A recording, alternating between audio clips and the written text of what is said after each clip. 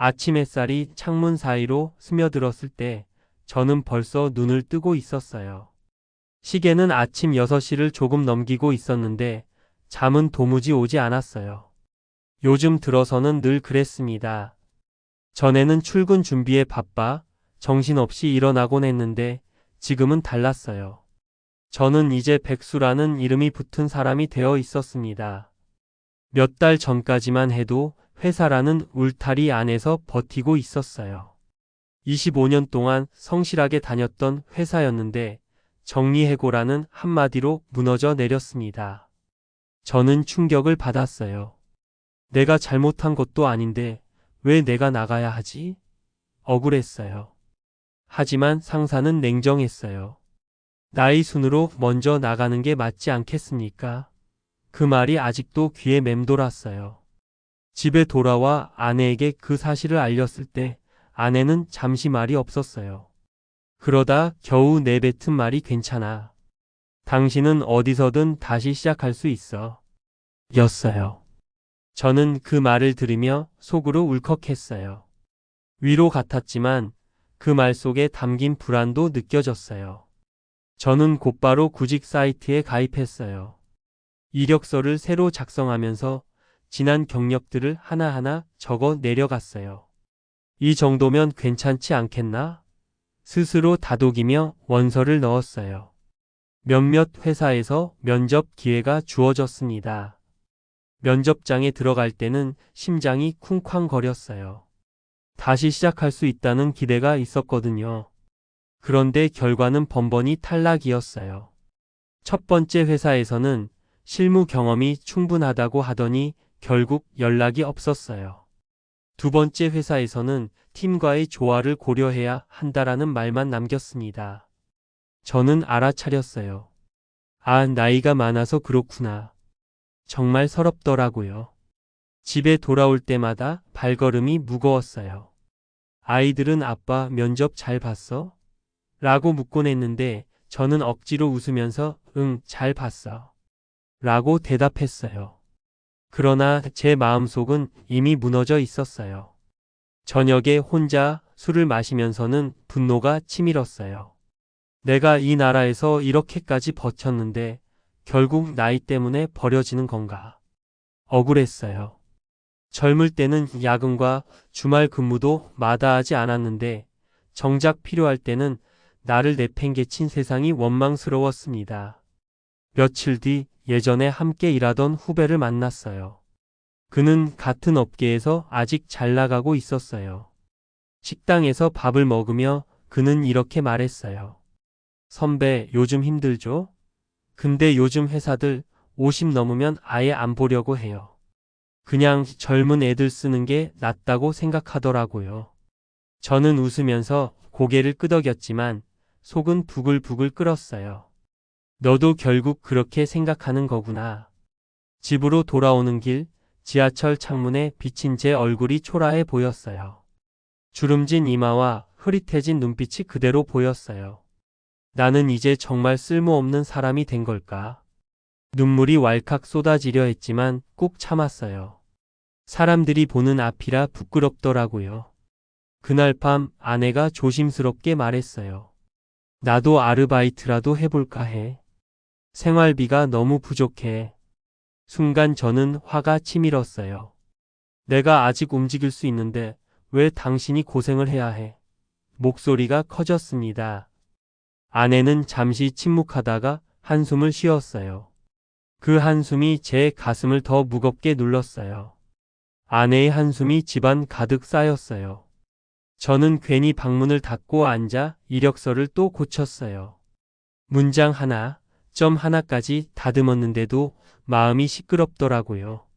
새벽 2시가 넘어서야 모니터를 끄고 누웠는데 눈을 감으면 불안이 더 또렷해졌어요. 내일은 달라질 거예요. 라고 스스로에게 속삭였지만 제 속내는 그렇게 믿지 못하고 있었어요. 다음 날 아침, 오래전에 친하게 지내던 동기에게 연락이 왔어요. 형, 오늘 우리 회사 면접 보러 오세요. 경력 포지션 하나 비었어요. 라고 하더라고요. 저는 벌떡 일어나 옷을 다려입고 구두를 광내서 나갔어요. 로비에 들어서자 젊은 지원자들이 태블릿을 들고 서 있었어요. 다들 말끔했어요. 저는 갑자기 손이 땀에 젖었어요.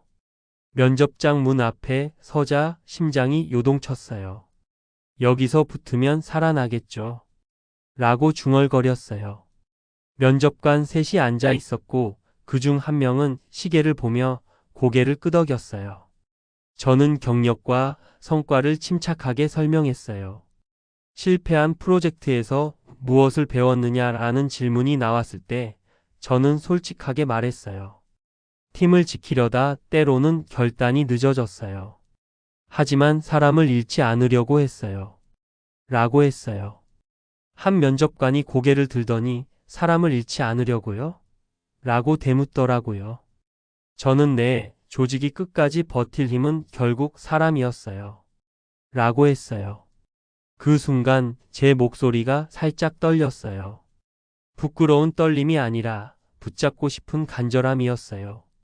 면접을 마치고 나오는데 복도에서 동기와 마주쳤어요. 그는 제 어깨를 툭 치며 형, 이번엔 느낌 좋아요. 라고 했어요. 저는 그 말에 괜히 웃음이 났어요.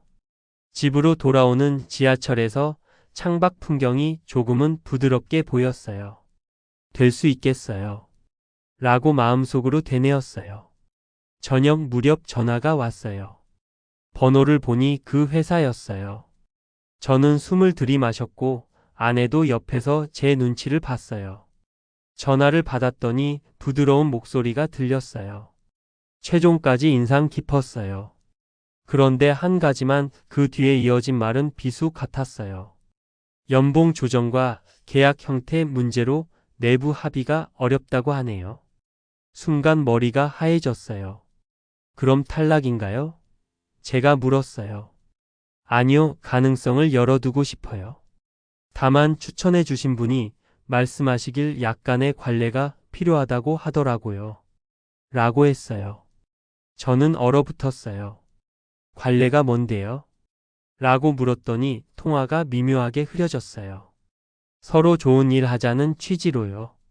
라는 말만 남겼어요. 저는 아무 말도 못하고 전화를 끊었어요. 식탁에 앉아 물만 들이켰어요. 아내가 조심스럽게 물었어요. 됐어요? 저는 애매했어요. 라고 답했어요. 말끝이 심하게 떨렸어요. 아내가 제 손등을 쓰다듬었어요. 괜찮아요. 다른 데도 있어요. 라고 했어요. 저는 고개를 끄덕였지만 마음이 불에 댄 것처럼 쓰라렸어요. 밤이 깊어가는데 동기에게 메시지가 왔어요. 형, 요즘 다 그래요. 너무 깨끗하게만 살면 손해봐요. 라고 하더라고요. 저는 눈을 굳게 감았어요. 나는 그렇게 못하겠어요. 라고 답을 보냈어요. 그 뒤로 동기는 답을 하지 않았어요. 며칠 뒤 그 회사 채용 발표가 났어요. 놀랍게도 제 자리에는 제 후배 이름이 올라와 있었어요. 예전에 제가 데리고 다니며 가르치던 친구였어요. 축하 메시지가 사내 커뮤니티에 쏟아졌고 후배는 앞으로 잘 부탁드립니다. 라고 겸손하게 썼어요. 저는 화면을 내려다보며 손끝이 저릿했어요. 그 친구는 관례를 했겠죠. 라는 생각이 스쳤고 제 속에서 분노가 확 솟았어요. 억울했어요. 분하고 더럽고 바보가 된 기분이 들었어요. 저는 술집으로 들어가 소주를 시켰어요. 첫 잔이 목으로 떨어지자 맞아 눈물이 치밀었어요. 내가 뭘 그렇게 잘못했어요. 라고 중얼거렸어요. 벽에 걸린 낡은 시계가 저를 비웃는 것 같았어요. 늙었어요. 그래서 떨어졌어요. 라는 목소리가 귓속에서 울렸어요. 스스로에게 화가 났어요. 세상에도 화가 났어요. 가게를 나와 비틀거리며 골목을 걷는데 박스를 모아 쌓아둔 곳에서 누군가가 일어나 앉았어요. 초라한 점퍼를 입은 노숙인이었어요. 그는 저를 보며 말했어요. 취했어요? 저는 좀 마셨어요. 라고 했어요. 그는 제 손에 쥐어진 채용 공고 출력물을 뚫어지게 보더니 피식 웃었어요. 나도 저런 거 들고 다녔어요. 라고 하더라고요. 저는 멈춰 섰어요. 예? 하니까 그가 담담히 말했어요. 대기업에서 임원했어요. 그러다 나가고 여기까지 왔어요. 저는 그가 거짓말을 하는 줄 알았어요. 그런데 그가 주머니에서 구겨진 명함을 꺼냈어요. 오래된 명함 위에 낯익은 로고와 이름이 보였어요. 정말 그 회사였어요. 라고 말이 나왔어요. 그는 고개를 끄덕였어요. 마지막 문턱에서 발이 걸렸어요. 그땐 세상이 나만 미워한다고 느꼈어요. 라고 하더라고요. 저는 갑자기 속이 서늘해졌어요. 저도 지금 그 문턱 앞에 서 있어요. 라고 말했어요. 그는 제 어깨를 톡 건드렸어요. 넘을 수 있으면 넘어가요. 근데 넘는 게 다가 아니더라고요. 라고 했어요. 그 말이 제 가슴에 이상하게 박혔어요. 저는 집으로 돌아와서도 그 노숙인의 목소리가 떠나지 않았어요. 다음 날 아내가 점심시간에 전화를 했어요. 당신 오늘은 면접 없어요? 라고 하더라고요. 저는 없어요. 라고 했어요. 아내는 잠시 망설이더니 나 저녁에 마트 야간 아르바이트 하려고 해요. 라고 했어요. 저는 가슴이 덜컥 내려앉았어요. 왜 나한테 말도 안 하고 왜 당신이라고 하다가 목이 메었어요. 아내가 아주 조용하게 말했어요. 당신만 싸우는 거 아니에요. 우리도 같이 싸우고 있어요. 라고 했어요. 저는 입술을 깨물었어요. 분하고 서러웠어요. 그런데 그 말 속에 동지가 있다는 느낌이 들어 이상하게도 눈물이 났어요. 저녁 무렵 딸아이가 숙제를 하다 말고 제게 물었어요. 아빠, 친구 아빠는 회사에서 상 줬대요. 아빠도 상 받은 적 있어요? 저는 웃으려 했는데 얼굴이 굳었어요. 많이 받았어요. 라고 말했어요. 딸아이가 다시 묻더라고요. 그럼 왜 지금은 회사가 없어요? 저는 한참을 말하지 못했어요. 세상이 사정이 좀 복잡해요. 라고 겨우 말했어요. 아이의 맑은 눈동자가 제 마음을 찔렀어요. 그날 밤 저는 이력서를 다시 열었어요. 경력 요약을 줄이고 배운 점을 더 썼어요. 사람을 잃지 않으려 했어요. 라는 문장을 지우려다가 그대로 두었어요. 거짓말을 하기 싫었어요. 비겁해지고 싶지 않았어요. 며칠 뒤 지방의 작은 공장 관리자 채용 공고가 눈에 들어왔어요. 나이 제한이 없었어요. 급여는 낮고 업무는 험했어요. 대신 숙소를 제공한다고 했어요. 저는 망설였지만 결국 지원했어요. 면접은 현장에서 본다고 하더라고요. 기차를 타고 한참을 달려 변두리역에 내렸어요. 바람이 세게 불었어요. 먼지가 얼굴을 때리더라고요. 공장 앞에 서 있으니 엔진 소리와 쇳가루 냄새가 확 올라왔어요. 여기서부터 다시 시작해도 괜찮아요. 라고 속으로 말했어요. 현장 소장은 무뚝뚝했어요. 여긴 사람 없으면 라인이 서요. 밤샘도 있어요. 할 수 있어요? 라고 물었어요. 저는 할 수 있어요. 라고 대답했어요. 체력 테스트를 하는데 무거운 상자를 일정 시간 내에 옮기는 과제였어요. 허리가 아찔했어요. 중간에 다리가 후들거렸어요. 괜찮아요. 라고 스스로에게 말했어요. 시간은 목덜미를 잡아당기듯 흘러가더라고요. 거의 포기할 뻔했는데 마지막 박스를 올려놓는 순간 제 속에서 힘이 한 번 더 솟았어요. 됐어요. 라고 소장이 말했어요. 숨이 턱까지 차올랐지만 이상하게 웃음이 났어요. 제 몸이 아직 살아있구나 싶었어요. 면접실로 돌아가는데 사무실 안쪽에서 낯익은 얼굴이 보였어요. 예전에 제 팀에 있었던 후배였어요. 그는 저를 보자마자 벌떡 일어서서 고개를 숙였어요. 선배님 여기 오셨어요?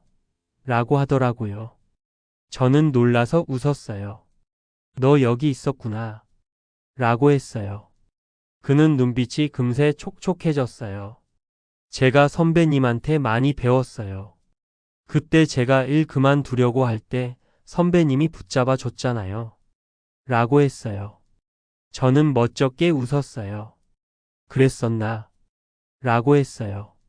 후배가 소장에게 뭐라고 조용히 말했어요. 소장이 고개를 끄덕이며 서류를 넘겼어요.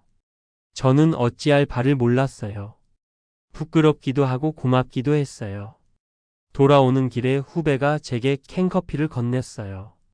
선배님 이번엔 꼭 같이 일해요. 라고 하더라고요. 그 말이 가슴을 따뜻하게 덮었어요. 집에 돌아와 그 이야기를 하자 아내가 오랜만에 환하게 웃었어요. 됐네요.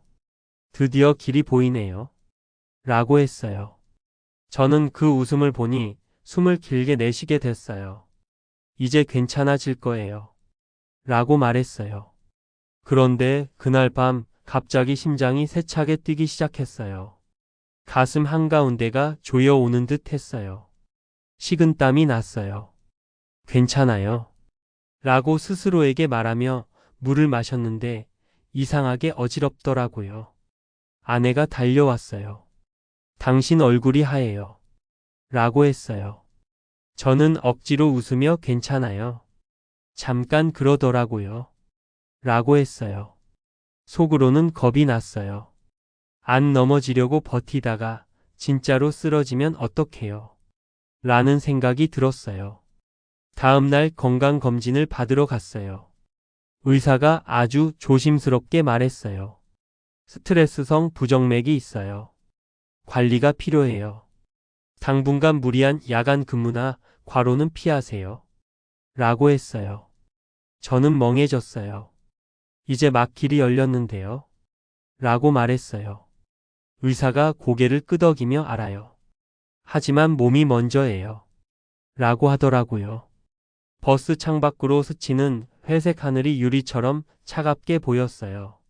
마지막 문턱 앞에서 또 하나의 문턱이 세워졌어요. 라고 중얼거렸어요. 저녁 아내가 제 손을 잡았어요. 당신이 쓰러지면 우린 더 무너져요. 라고 했어요. 저는 아내의 손길이 따뜻해서 눈물이 날 뻔했어요. 미안해요. 라고 했어요. 아내가 고개를 저었어요. 미안할 거 없어요. 우리 같이 가요. 라고 했어요. 그 말이 제 등을 받쳐주는 것 같았어요. 그런데 휴대폰에 후배의 메시지가 도착했어요. 선배님 채용 승인 났어요. 다음 주부터 출근 가능하세요? 라는 내용이었어요. 저는 화면을 오래 바라봤어요. 기쁨과 두려움이 얽혔어요. 할 수 있어요. 라고 답장을 쓰다가 의사의 말이 머릿속에서 울렸어요. 무리는 피하세요. 저는 한참을 망설였어요. 결국 가능해요. 다만 야간은 한동안 피하고 싶어요. 라고 보냈어요. 후배가 바로 답했어요. 조정해 볼게요. 라는 메시지였어요. 고맙고 미안했어요. 잠들기 전 창밖을 보았어요. 골목 가로등이 노랗게 번지고 있었어요. 저는 속으로 말했어요. 여기가 마지막 문턱이면 난 넘어가 보겠어요. 넘어가서 만약 또 문턱이 있으면 또 생각해 보겠어요. 라고 했어요. 스스로를 설득하는 목소리가 조금은 단단해졌어요. 그런데 마음 한쪽에서는 여전히 누군가가 속삭였어요. 넘는 게 전부가 아니더라고요. 그 노숙인의 목소리였어요. 그 말이 제게 이상한 평온을 주더라고요. 꼭 붙잡을 것도 완전히 놓아버릴 것도 아니라는 마음이 들었어요. 그날 밤은 오랜만에 잠이 들었어요. 얕고 자주 깼지만 그래도 잠에 들었어요. 아침에 일어나 출근 가방 대신 오래된 백팩을 꺼냈어요. 구석에서 색가루 냄새가 날 것 같아 괜히 웃음이 났어요. 다시 시작해도 괜찮아요. 라고 거울 속 제게 말했어요. 어제보다 눈빛이 조금 덜 흐릿했어요. 식탁에 앉아 아내가 구운 식빵을 한 조각 먹었어요. 따뜻했어요. 그 온기가 미묘하게 용기를 주더라고요. 문을 나서려는데 딸아이가 제 손에 초록색 수첩을 쥐어줬어요. 아빠, 여기에 오늘 잘했어요 라고 적어요. 라고 하더라고요. 저는 웃었어요. 좋아요. 오늘부터 적어요. 라고 했어요. 수첩 첫 장에 저는 이렇게 썼어요. 면접 통과했어요. 아직 갈 길이 있어요. 그래도 오늘은 웃었어요. 그때 현관문이 다시 열렸어요. 우편물이 도착했어요. 낯선 봉투였고 발신인은 그 관례를 돌려 말하던 회사였어요. 봉투를 뜯자 짧은 안내문이 들어 있었어요. 지난번 지원건 관련 내부 사정으로 채용 공고가 취소되었음을 안내드립니다. 라는 문장이 박혀 있었어요. 저는 피식 웃음이 나왔어요. 화가 나기도 했지만 그 회사가 더 이상 제 운명이 아니라는 사실이 오히려 속을 가볍게 하더라고요. 수첩 둘째 줄에 적었어요. 쓸데없는 미련 하나 덜었어요. 그렇게 집을 나서는데 휴대폰이 울렸어요. 발신자는 동기였어요. 저는 잠깐 망설이다가 받았어요. 형, 미안해요. 그날 말한 거 내가 너를 더럽히려 했어요. 라는 말이 들렸어요. 그는 한숨을 길게 쉬더니 근데 형, 조심해요. 여기저기 문턱 지키는 사람들 있어요. 라고 했어요. 저는 알겠어요. 라고 조용히 말했어요. 전화를 끊고 걸음을 옮겼어요. 바람이 생각보다 상쾌했어요. 저는 중얼거렸어요. 문턱이 사람이라면 사람처럼 설득해 볼 수 있어요. 사람이 아니라면 돌아가면 되겠어요. 라고요. 그리고 버스에 올라 앉았어요. 창밖으로 흘러가는 아침빛이 오늘만큼은 조금 덜 날카롭게 느껴졌어요. 첫 출근날 아침, 저는 오래된 정장을 꺼내 입었어요. 거울 앞에서 넥타이를 매다가 손이 덜덜 떨리더라고요. 괜찮아요. 그냥 일하러 가는 거예요. 라고 스스로 중얼거렸어요. 아내는 도시락을 챙겨주며 몸 생각하면서 해요. 라고 했어요. 딸아이는 제 수첩을 가방에 넣어주면서 아빠, 오늘도 잘했어요. 쓸 거죠? 라고 웃었어요. 저는 그 웃음이 고마워서 잠시 눈물이 고였어요. 공장에 도착했을 때 쇳내와 기름 냄새가 코를 세게 찔렀어요. 사람들의 얼굴은 피곤했고 웃음은 거의 없었어요. 소장이 짧게 말했어요.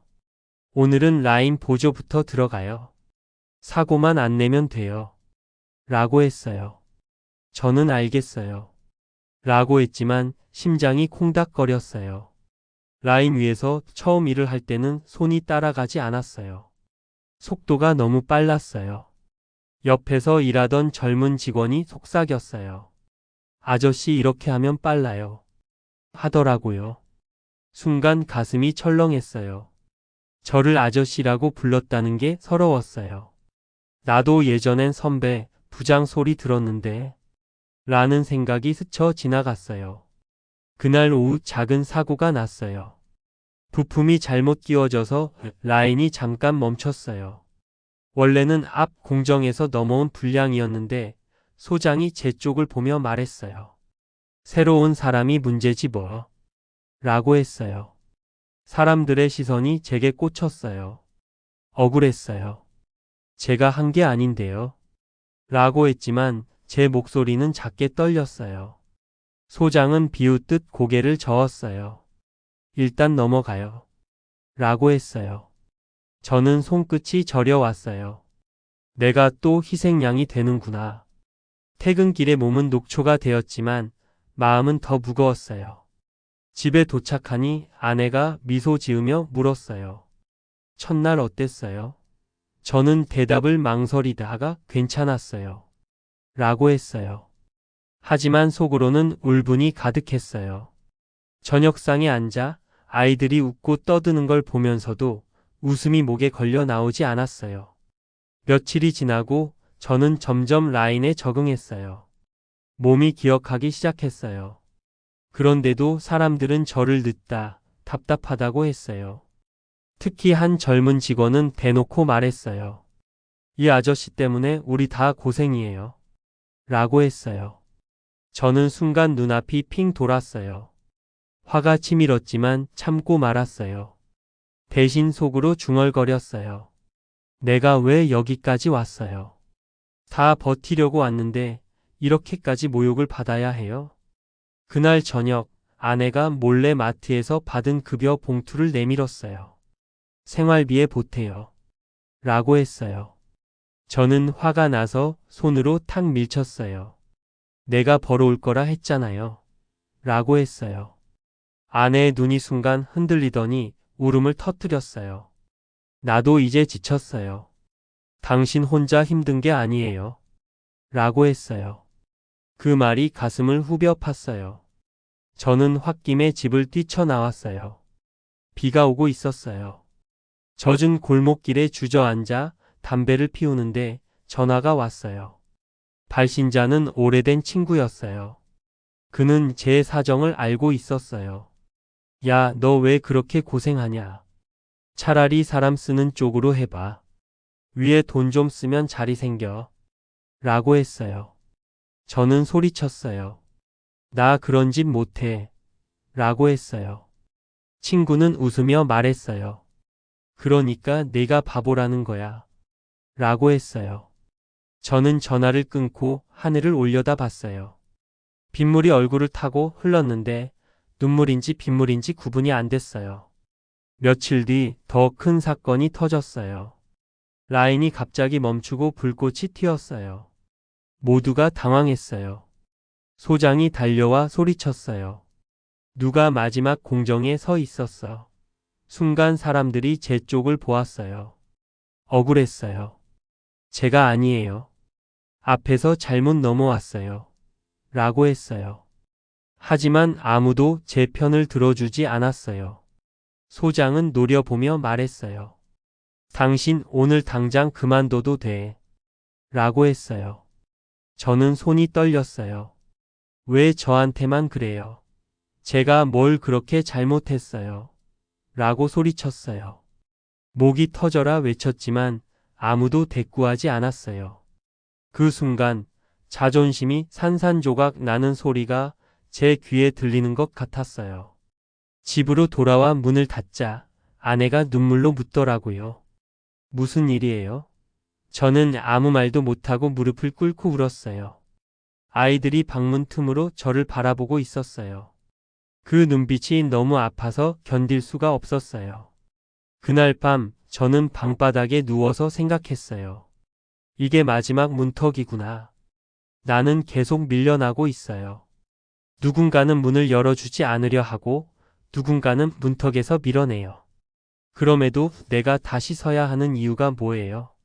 그 질문이 끝없이 맴돌았어요. 저는 결국 집을 나왔어요.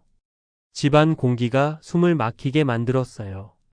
아내의 눈물, 아이들의 눈빛이 제 가슴을 찔렀어요. 차라리 잠시 떨어져 있어야겠어요. 라는 생각이 들었어요. 옷 몇 벌을 챙겨 나온 뒤 갈 곳이 없어 한참을 헤맸어요. 그러다 예전에 연락했던 친구가 떠올랐어요. 그는 언제든 오라. 라고 했던 기억이 있었어요. 전화를 걸자 그는 흔쾌히 와. 방 하나 비어 있어. 라고 하더라고요. 친구 집은 생각보다 넓었어요. 그는 사업을 하다가 꽤 성공했는지 아파트가 크고 화려했어요. 저는 한숨이 나왔어요.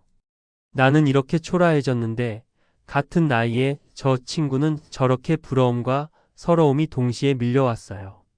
친구는 저를 보며 웃었어요. 형 너무 기죽지 마.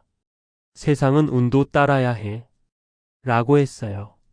저는 억지로 웃었어요. 며칠 동안 저는 친구 집에 얹혀 지냈어요. 그는 늦게까지 술자리를 다니고 집에 잘 들어오지 않았어요. 대신 그의 아내가 저를 챙겨주었어요.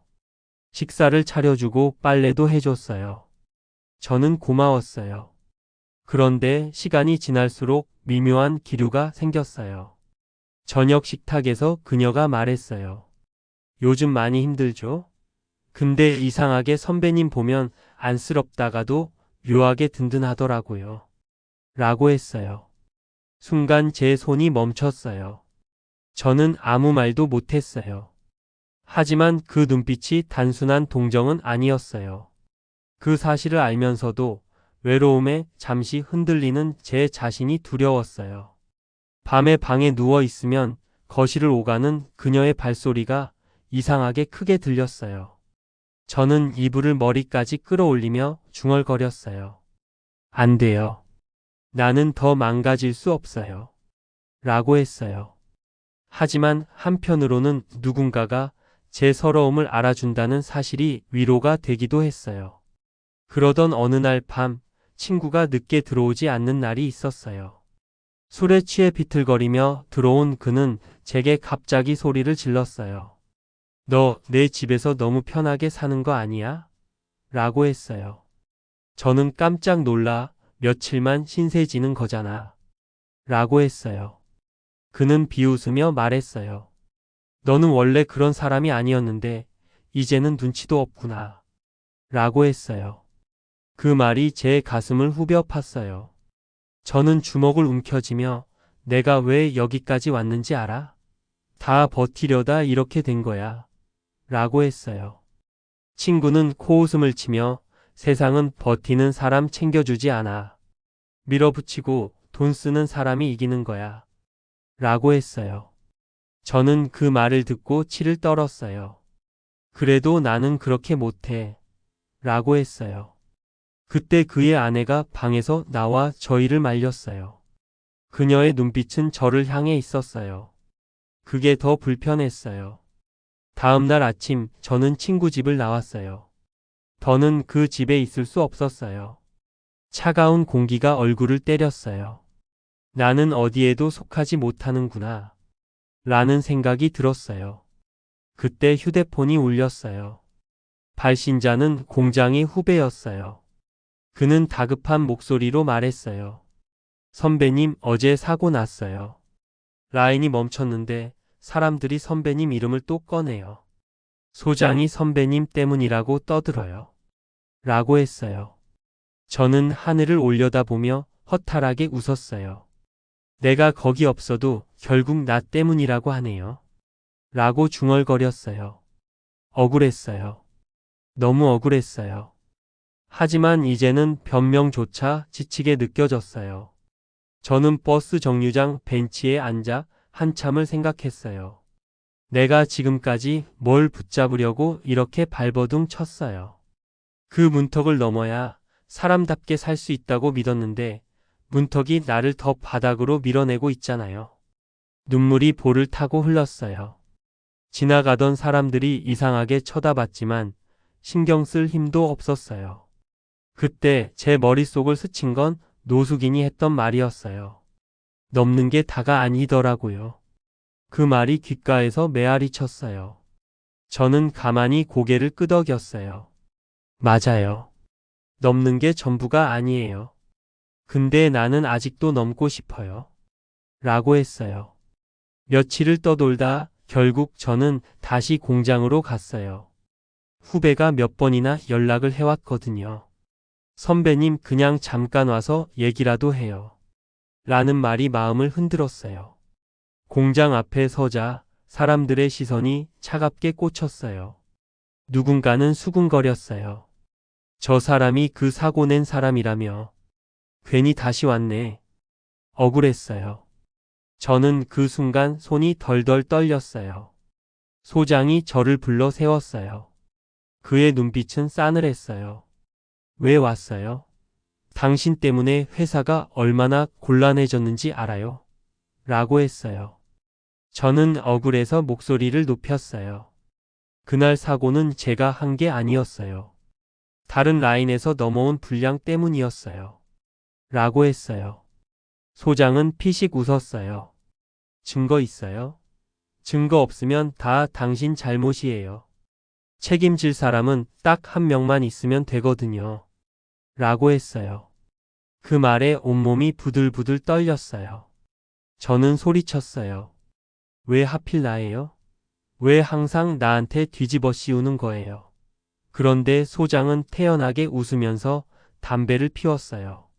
나이 들었잖아요. 방패막이로 딱 좋아요. 라는 말이 제 귓속에 꽂혔어요. 그 순간 심장이 쿵 내려앉았어요. 후배가 몰래 다가와 작은 목소리로 말했어요. 선배님, 사실 소장이 회사 납품건으로 비리 저지르고 있어요. 요즘 계속 뒷돈 챙긴다는 소문이 있어요.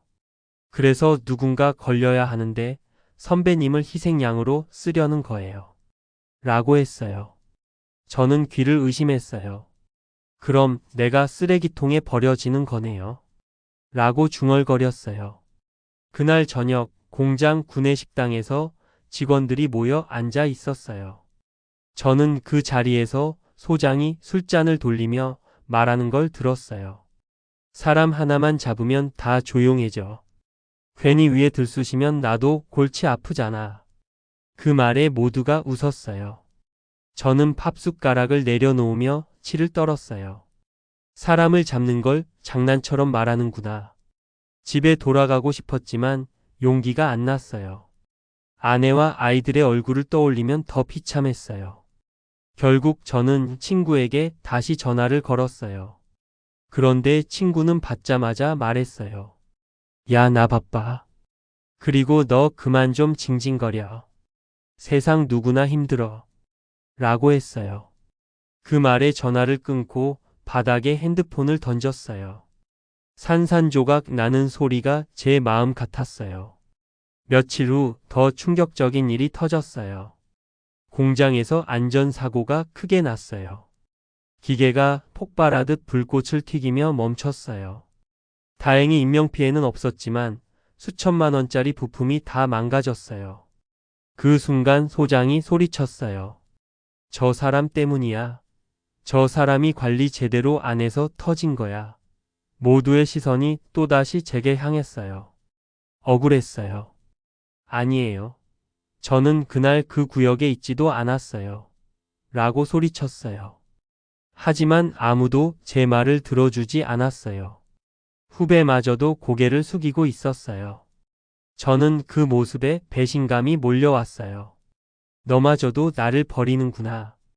그날 밤 회사에서 징계위원회 소집 통보가 날아왔어요.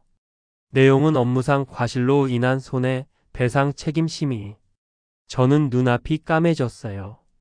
아내에게 사실을 털어놓자 그녀는 눈을 동그랗게 뜨며 말했어요. 당신 그거 다 뒤집었으면 우린 끝이에요. 라고 했어요. 저는 손으로 머리를 감싸 쥐었어요. 그럼 내가 어떻게 해야 해요? 아내가 잠시 망설이다가 말했어요. 그냥 돈으로 막아요. 빚을 내서라도 합의해요. 아니면 당신은 진짜 감옥 가요. 그 말이 제 가슴을 더 무겁게 눌렀어요. 저는 눈을 질끈 감았어요. 또 돈이구나. 또 관례구나. 결국 마지막 문턱마다 돈이 걸려 있구나. 그날 밤 저는 술에 취해 길을 걷다가 다시 그 노숙인을 만났어요. 그는 저를 보며 웃었어요. 또 넘어지려고 해요? 라고 했어요. 저는 울먹이며 말했어요. 넘어지지 않으려고 했는데 자꾸 나를 밀어내요. 이번에는 감옥까지 보내려 해요. 노숙인은 한참을 제 얼굴을 보다가 말했어요. 그럼 같이 무너뜨려요. 문턱 지키는 사람을. 순간 제 몸이 얼어붙었어요. 같이 무너뜨려요 라는 말이 귀에 메아리 쳤어요. 그 말은 단순한 위로가 아니었어요. 분노와 서러움이 끓어오르는 순간 저는 처음으로 결심했어요. 그래요. 이번에는 그냥 당하지 않겠어요. 그날 이후 저는 더 이상 가만히 있을 수 없었어요. 억울한 누명을 벗으려면 소장의 비리를 밝히는 수밖에 없다고 생각했어요. 그래서 후배를 불렀어요. 너 그 얘기 다시 말해봐. 소장이 뒷돈 챙긴다 했잖아. 후배는 주위를 두리번거리더니 작은 목소리로 말했어요. 선배님, 납품업체 사장이랑 따로 만나요. 재고 물량 속여서 차액을 빼돌린다는 얘기도 있어요. 근데 다들 알아도 모른 척해요. 괜히 거슬리면 잘리는 건 우리니까요. 저는 주먹을 꽉 쥐었어요. 그래서 희생양이 필요했던 거구나. 억울하고 분했어요. 후배는 눈을 내리깔며 말했어요. 선배님 조심하세요. 소장은 생각보다 무서운 사람이에요. 그 말이 뼈에 사무쳤어요. 하지만 물러설 수는 없었어요. 며칠 뒤 저는 일부러 퇴근 후에 소장을 따라가 봤어요. 그는 검은색 승용차를 타고 외곽 식당으로 향했어요. 창문 틈으로 보니 낯선 남자와 봉투를 주고받고 있었어요. 제 심장이 미친 듯이 뛰었어요. 봤어요. 확실히 받았어요. 라고 속으로 중얼거렸어요. 그런데 갑자기 뒷덜미가 확 잡혔어요. 소장의 부하 같은 남자가 저를 노려보며 말했어요. 뭐해요, 아저씨? 저는 황급히 손사래를 쳤어요. 아, 그냥 길 지나가다 하지만 이미 제 얼굴은 들켜버렸어요. 다음 날 소장이 저를 사무실로 불렀어요. 그는 서류를 탁 던지며 말했어요. 당신 나 따라다녔죠? 재미있어요?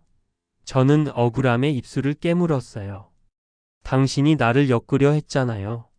난 진실을 봤어요. 라고 했어요. 소장은 비웃으며 다가와 제 어깨를 세게 눌렀어요. 진실? 진실이 밥 먹여줘요?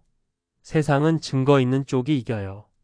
당신 같은 사람은 아무도 안 믿어요. 라고 했어요. 그 말이 제 가슴을 찢었어요. 그날 밤 저는 술에 취해 공장 근처 공원 벤치에 앉아 있었어요. 다시 그 노숙인이 다가왔어요. 그는 저를 똑바로 보며 말했어요. 봤죠? 그게 문턱 지키는 자의 민낯이에요. 저는 울먹이며 말했어요. 근데 나 혼자 뭘 할 수 있겠어요. 나는 힘도 돈도 권력도 없는데. 노숙인은 고개를 저으며 말했어요. 없다고 포기하면 끝까지 밟히고 끝나요. 하지만 약한 자들이 뭉치면 문턱은 무너져요. 라고 했어요. 그 말이 제 속을 흔들었어요. 저는 다시 후배를 불러냈어요. 너 나랑 같이 하자. 너도 이대로 있으면 언젠간 당할 거야. 후배는 처음엔 고개를 저었어요. 저는 가족도 있고 위험해요. 하지만 제 눈빛을 보고는 잠시 침묵하더니 말했어요. 알겠어요. 근데 선배님, 우리한테 무기가 없잖아요. 저는 며칠 동안 잠도 안 자고 자료를 모았어요. 회사 전산망에 남아있는 납품 기록, 입고 출고 수치, 서류의 빈칸들. 후배가 몰래 넘겨준 메일 캡처까지. 점점 퍼즐이 맞춰지더라고요. 이게 다였어요. 완벽하진 않지만 분명 구멍이 있어요. 하지만 문제는 시간이었어요. 징계위원회 날짜가 다가오고 있었거든요. 저는 더 이상 기다릴 수 없었어요. 그래서 결심했어요. 공개해요. 다 공개해버려요. 징계위원회 당일 소장은 당당하게 앉아 있었어요. 사람들은 이미 제 잘못으로 몰아가는 분위기였어요. 당신 업무 과실 인정하죠? 라는 질문이 날아왔어요. 저는 벌떡 일어나 말했어요. 아니에요. 과실은 제가 아니라 이 회사의 문턱을 지키며 뒷돈을 챙긴 사람들이에요. 순간 회의실이 술렁였어요. 저는 준비해둔 서류 뭉치를 탁 펼쳤어요. 납품 단가가 조작된 기록, 입출고 날짜가 맞지 않는 장부. 사람들의 눈빛이 흔들리기 시작했어요. 소장의 얼굴이 굳었어요. 그는 자리에서 벌떡 일어나 소리쳤어요. 이런 건 조작이에요. 저 사람이 다 꾸며낸 거예요. 하지만 후배가 자리에서 일어나 말했어요. 아닙니다. 제가 직접 확인한 자료예요. 그 순간 방 안의 공기가 얼어붙었어요. 소장은 제 쪽으로 다가와 이를 갈며 말했어요. 너 진짜 끝장을 보자는 거지. 저는 두려움에 손이 떨렸지만 눈을 피하지 않았어요. 네, 이번에는 끝까지 갈 거예요. 라고 했어요. 회의가 파행으로 끝났을 때 사람들은 서로 눈치를 보며 흩어졌어요. 하지만 제 마음속에서는 불이 붙었어요. 드디어 나도 반격을 했어요. 억울함과 분노가 조금은 풀리는 순간이었어요. 하지만 동시에 두려웠어요. 이제 진짜로 전쟁이 시작되겠구나. 그날 밤 집으로 돌아가자 아내가 제 얼굴을 보며 놀랐어요. 당신 눈빛이 달라졌어요. 라고 했어요. 저는 조용히 웃었어요. 그래요. 이제는 더 이상 당하지 않아요. 마지막 문턱이라면 이번엔 내가 부숴버려요. 라고 했어요. 징계위원회에서 폭로가 터져나간 뒤 공장은 하루아침에 전운이 감돌았어요. 누구도 크게 말하지 않았지만 소장의 눈빛은 분명히 변했어요. 그는 매일 제 곁을 스치며 낮게 중얼거렸어요. 넌 끝났어요. 그 목소리가 뼛속까지 파고들었어요. 저는 모른 척했지만 손은 늘 떨렸어요. 며칠 뒤 이상한 소문이 돌기 시작했어요. 저 사람 예전에 돈 받고 계약 따냈대. 남몰래 알바 뛰었다던데? 근거 없는 험담이었어요. 분명 소장이 흘린 거였어요. 사람들은 대놓고 말하지는 않았지만 저를 피하는 눈빛이 분명했어요. 저는 그날 집에 돌아와 소리쳤어요. 이 세상은 왜 이렇게 썩었어요?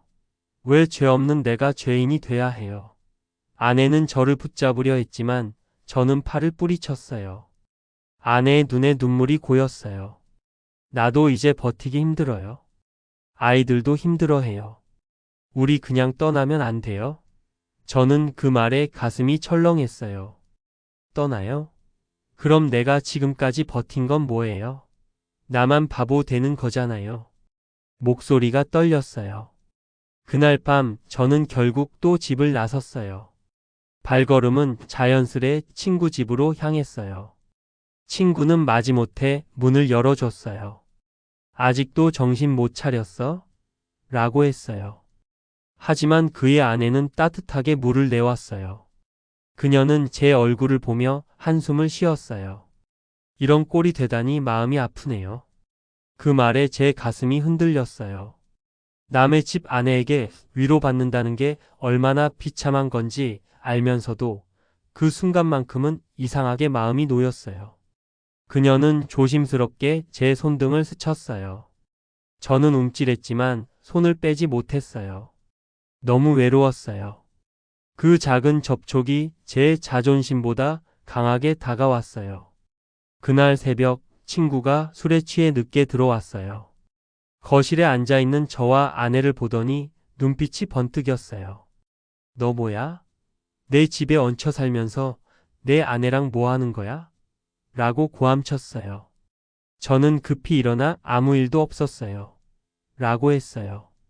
아내도 손사래를 쳤지만 친구는 웃음 반, 분노 반으로 말했어요. 이제 진짜 끝났어. 넌 사람도 아니야. 그 말은 칼날처럼 날카로웠어요. 저는 결국 가방 하나 들고 또다시 나왔어요. 새벽 바람이 차가웠어요. 마음속은 더 시렸어요. 나는 이제 어디에도 설 자리가 없어요. 라고 중얼거렸어요. 며칠 후 더 큰 폭탄이 떨어졌어요. 집으로 경찰이 찾아온 거예요. 소장이 고발장을 냈다고 했어요. 업무상 배임 및 손해배상 청구. 아내는 눈앞이 하얘졌다며 울부짖었어요. 아이들은 방구석에서 울먹이며 서로를 붙잡고 있었어요. 그 모습을 보자 제 심장은 무너져 내렸어요. 내가 지키려던 가족인데 결국 내가 무너뜨리고 있어요. 그날 밤 아내는 조용히 말했어요. 당신 이제 솔직히 말해요. 우리 계속 이대로 가면 다 끝나요. 당신 혼자 싸우는 게 아니라니까요. 저는 울먹이며 말했어요. 내가 이 문턱만 넘으면 진짜로 우리 다시 행복해질 거예요.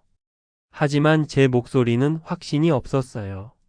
아내는 차갑게 웃으며 말했어요. 당신이 말하는 그 문턱, 나한텐 지옥 같아요.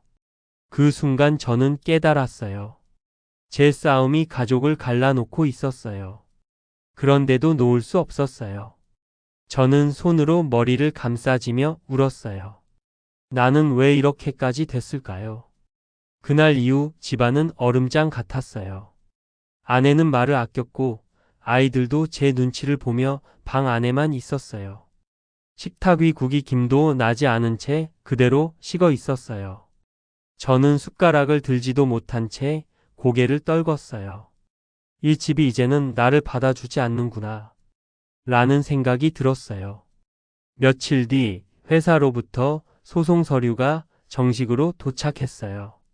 두꺼운 종이 묶음을 보는 순간 다리가 풀려 주저앉을 뻔했어요. 업무상 과실 및 손해 배상 청구 금액 1억 원. 숫자를 보는 순간 숨이 막혔어요. 아내는 서류를 보자마자 눈물을 흘렸어요. 이제 정말 다 끝났네요.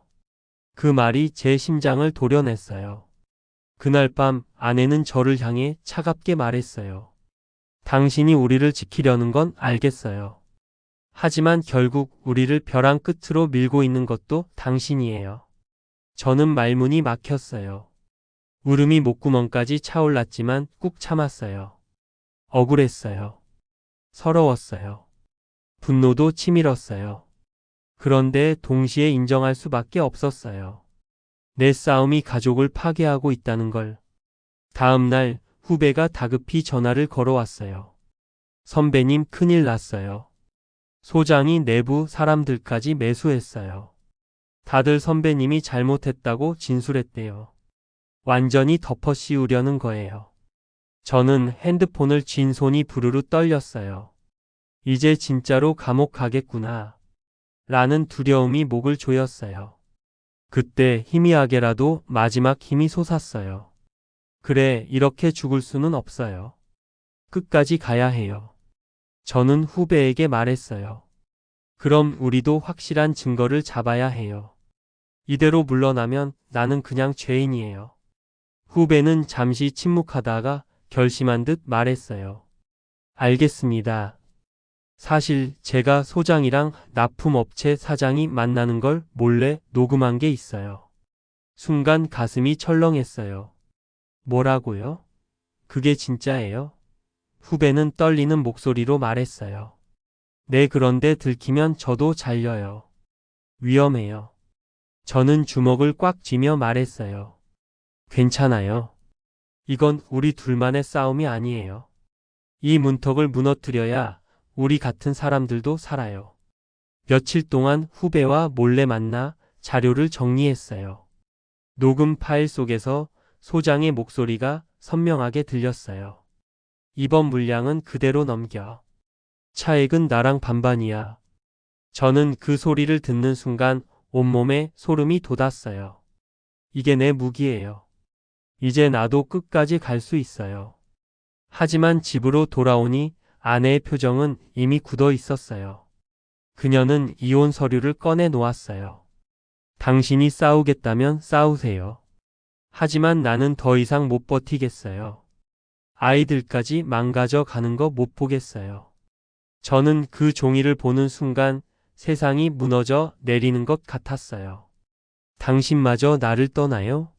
라고 했어요. 아내는 눈을 피하며 말했어요. 당신은 이제 가족보다 싸움이 먼저예요. 그걸 부정하지 마요. 저는 결국 서류를 부여잡고 바닥에 주저앉아 울었어요. 억울하고 분하고 미치도록 서러웠어요. 하지만 눈물 사이로 묘한 다짐이 솟구쳤어요. 그래도 이 싸움은 끝내야 해요. 그래야 내 아이들이 언젠가 이 문턱을 넘을 수 있어요. 그날 밤 저는 수첩에 이렇게 적었어요. 오늘 가족이 무너졌어요. 하지만 증거를 손에 넣었어요. 이제는 나 하나가 부서지더라도 끝까지 가야 해요. 소송 날짜가 다가왔어요. 저는 그날을 마지막 문턱이라고 불렀어요. 이걸 넘지 못하면 제 인생은 완전히 끝이라고 느껴졌거든요. 재판정에 들어가는 순간 다리가 후들거렸어요. 앞에 앉은 소장은 태연하게 웃고 있었어요. 그 웃음이 저를 더 자극했어요. 판사가 물었어요. 피고 혐의를 인정합니까? 저는 깊게 숨을 들이쉬고 고개를 저었어요. 아니요. 저는 누명을 쓰고 있어요. 제 목소리가 떨렸지만 확실히 울려 퍼졌어요. 소장은 곧바로 반박했어요. 허튼 소리예요. 이 사람은 이미 사고를 몇 번 냈고 업무 능력도 없어요. 이런 자를 두둔하다간 회사가 망합니다. 방청석에서 웅성거림이 일었어요. 제 심장이 다시 무너지는 것 같았어요. 하지만 저는 손에 쥔 녹음기를 꺼내 들었어요. 그럼 이건 뭡니까? 법정 안에 그의 목소리가 울려 퍼졌어요. 이번 물량은 그대로 넘겨. 차액은 나랑 반반이야. 순간 정적이 흘렀어요. 모두의 시선이 소장에게 향했어요. 그의 얼굴이 하얗게 질렸어요. 그는 당황해서 소리쳤어요. 조작이에요. 이건 날 음해하려는 거예요. 판사는 눈썹을 치켜 올리며 말했어요. 원본을 제출하시죠. 후배가 떨리는 손으로 USB를 건넸어요. 그제야 법정 안의 공기가 완전히 달라졌어요. 소장은 얼굴을 감싸쥐고 의자에 주저앉았어요. 저는 비로소 숨을 크게 내쉴 수 있었어요. 드디어 문턱을 넘었어요. 라고 속으로 중얼거렸어요. 그런데 재판이 끝나고 나오자 갑자기 심장이 미친 듯이 뛰기 시작했어요. 가슴을 움켜쥐고 쓰러질 뻔했어요. 사람들이 놀라며 달려왔어요. 괜찮으세요? 저는 간신히 의자에 기대며 말했어요. 괜찮아요. 잠깐 그러더라고요. 하지만 제 손은 식은 땀으로 젖어 있었어요. 의사의 경고가 떠올랐어요. 무리하지 마세요. 몸이 먼저입니다. 집으로 돌아가니 아내와 아이들이 기다리고 있었어요. 그동안 냉랭하던 아내가 제 손을 잡으며 울었어요. 당신 잘했어요. 정말 끝까지 해냈어요. 아이들도 아빠 최고야. 라고 안겼어요. 저는 그제야 눈물을 쏟으며 말했어요. 미안해요. 내가 너무 고집만 부렸어요. 하지만 이제 조금은 당당해진 것 같아요. 며칠 뒤 소장은 결국 해임 통보를 받았어요. 언론에 기사까지 실렸어요. 납품 비리 현장 소장 적발. 사람들은 저를 다시 보며 수군거렸어요. 저 사람이 옳았구나. 그 말들이 조금은 저를 살려냈어요. 하지만 반전은 거기서 끝이 아니었어요. 후배가 저를 찾아와 고개를 숙였어요. 선배님, 사실 그날 녹음을 회사에 먼저 제출하려 했는데 위에서 막혔어요. 그래서 법정까지 가야 했어요. 저는 고개를 끄덕였어요. 괜찮아. 내가 용기 내준 덕분에 여기까지 온 거야. 하지만 속으로는 씁쓸했어요. 위라는 문턱은 여전히 굳건히 서 있었거든요. 건강은 점점 악화됐어요. 의사는 당분간 일하지 말라고 했어요. 저는 피식 웃었어요.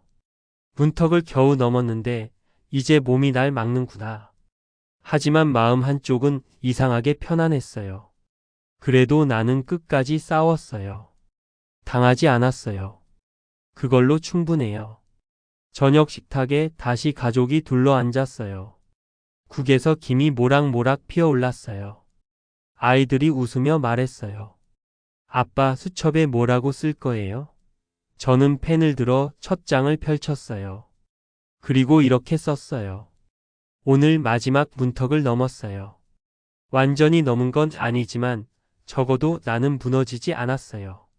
소장이 해임된 이후 공장은 잠시 혼란스러웠어요. 그러나 사람들은 금세 새로운 소장 밑에서 다시 일상으로 돌아갔어요. 마치 아무 일도 없었던 것처럼 세상은 잔인하게 흘러갔어요. 저는 그 모습이 허탈했어요. 나는 죽을 힘을 다해 싸웠는데 사람들은 금세 잊어버리네요. 라고 중얼거렸어요. 하지만 소장은 그렇게 쉽게 사라지지 않았어요. 며칠 뒤 신문에 소식이 났어요. 전직 현장 소장, 횡령배임 혐의 추가 조사. 그는 결국 경찰 수사를 받게 되었고 법정에 다시 서게 됐어요. 저는 기사 사진 속 초라한 그의 얼굴을 보며 묘한 감정을 느꼈어요. 분명 분풀이처럼 속이 시원했는데 동시에 서글펐어요. 저 사람도 결국 나처럼 문턱 앞에서 무너진 거구나. 그 무렵 오래된 친구 소식이 들려왔어요. 제가 신세를 졌던 그 친구였어요. 그가 하던 사업이 한순간에 무너졌다고 했어요. 투자 사기 사건에 휘말려 회사가 도산했고 그는 곧바로 도망치듯 사라졌다는 얘기였어요. 저는 믿기지 않았어요. 그렇게 잘 나가던 녀석이 한순간에 마음이 착잡했어요. 떠올리기 싫은 일이었지만 그날 밤 친구의 아내가 제게 전화를 걸어왔어요. 선배님, 남편이 사라졌어요. 저도 이제 어쩔 수가 없네요. 사실 선배님한테 그때 기대고 싶었던 마음이 있었어요. 저는 순간 가슴이 철렁했어요. 예전에 그 미묘했던 순간이 떠올랐어요. 하지만 이번에는 단호하게 말했어요. 그땐 내가 약했어요. 지금은 아니에요. 이제는 내가 지켜야 할 게 뭔지 알아요. 그녀는 한참 말이 없다가 조용히 울었어요. 저는 전화기를 내려놓으며 깊은 숨을 내쉬었어요. 집으로 돌아오니 아내가 기다리고 있었어요. 그동안의 싸움과 불신, 서운함이 조금씩 녹아내린 듯한 얼굴이었어요. 그녀는 제게 말했어요. 이제 우리 다시 시작해도 될까요? 저는 눈물이 차올라 고개를 끄덕였어요. 그래요. 이제는 싸움이 아니라 삶을 지켜야겠죠. 아이들도 제 곁으로 와서 안겼어요. 딸아이가 수첩을 펼쳐보며 말했어요. 아빠, 오늘은 뭐라고 쓸 거예요? 저는 펜을 들고 이렇게 적었어요. 오늘 친구가 무너졌어요. 하지만 나는 가족을 다시 붙잡았어요. 마지막 문턱은 세상이 아니라 내 마음속에 있었어요. 그 순간 눈물이 볼을 타고 흘러내렸어요. 억울해서 울던 눈물이 아니었어요. 분해서 울던 눈물도 아니었어요. 그건 안도와 감사의 눈물이었어요. 저는 아이들을 안고 아내의 손을 꼭 잡고 말했어요. 우린 결국 이겼어요. 돈도 직장도 아니고 우리 자신을 지켜낸 게 승리예요. 창밖에는 노을이 물들고 있었어요. 빛이 붉게 번져들며 하루를 마무리하고 있었어요. 저는 그 장면을 보며 중얼거렸어요. 그래요. 문턱은 넘어가는 게 아니라 언젠가 스스로 사라지는 거였어요. 시간은 흘러 저는 다시 작은 일자리를 구했어요. 거창한 직장은 아니었어요. 동네 물류창고에서 물건을 정리하는 일이었어요. 시급도 크지 않았고 이름값도 없는 자리였지만 저는 이상하게도 웃음이 났어요. 이제는 남이 내 이름 앞에 붙여주는 직함이 아니라 내가 직접 선택한 일이에요. 라고 속으로 말했어요. 출근 첫날 젊은 동료가 제게 웃으며 말했어요. 아저씨, 무거우시면 제가 들게요. 예전 같았으면 자존심이 상했을 거예요. 하지만 이번에는 달랐어요. 저는 오히려 고맙다고 말했어요. 제 마음이 조금은 넉넉해졌다는 걸 그때 알았어요. 퇴근길에 집으로 돌아오니 아이들이 뛰어나와 제게 안겼어요. 아내도 따뜻하게 웃으며 말했어요. 당신 얼굴이 달라졌어요. 힘든데도 행복해 보여요. 저는 눈시울이 붉어졌어요. 그래요. 이제는 행복이 뭔지 조금은 알겠어요. 밤이 되어 저는 수첩 마지막 장을 펼쳤어요. 펜을 잡은 손이 떨렸지만 이번에는 두려움 때문이 아니었어요. 그리고 이렇게 적었어요. 오늘 또 다른 문턱을 만났어요. 하지만 이번 문턱은 두렵지 않았어요. 넘지 않아도 괜찮고 돌아가도 괜찮은 문턱이에요. 문턱은 세상이 만든 게 아니라 내가 마음에 세운 거였어요. 창밖에는 달빛이 환하게 비추고 있었어요. 아이들의 숨소리, 아내의 고른 숨결이 집안에 고요히 퍼져 있었어요. 저는 천천히 눈을 감으며 중얼거렸어요. 이제 나는 패배자가 아니에요. 나는 살아남은 사람이에요. 그리고 그걸로 충분해요. 그날 밤, 오랜 시간 저를 옥죄었던 노동시장의 마지막 문턱이 제 마음속에서 조용히 무너져 내렸어요. 그리고 저는 알았어요. 인생에는 수많은 문턱이 있지만 결국 넘을 수 있는 것도 넘지 않아도 괜찮은 것도 있다는 걸.